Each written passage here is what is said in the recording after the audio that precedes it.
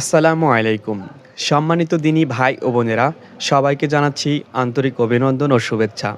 যে যেখান থেকে আজকে আমার এই ভিডিওটি ওপেন করেছেন, আমি বলবো 30 সেকেন্ড এই ভিডিওটি ধৈর্য ধরে দেখুন।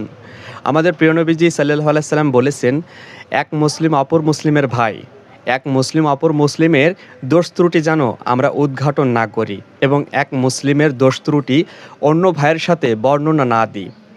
মহান আল্লাহ তাআলা বলেছেন, আমাদের প্রিয় নবীজি সাল্লাল্লাহু আলাইহি সাল্লাম বলেছেন, যে ব্যক্তি একজনের দোষ ত্রুটি গোপন রাখবে, মহান আল্লাহ তাআলা বিচার দিবসে ওই ব্যক্তির দোষ ত্রুটি গোপন রাখবেন।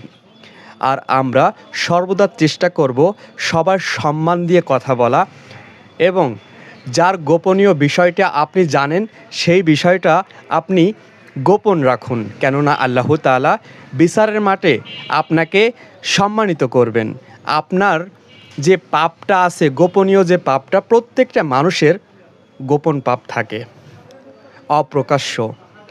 এই পাপটা মহান আল্লাহ তাআলা বিচার দিবসে ঢেকে রাখবেন।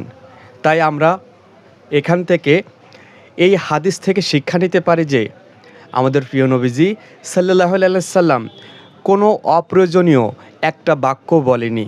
এই হাদিসটির উপর আমল করার চেষ্টা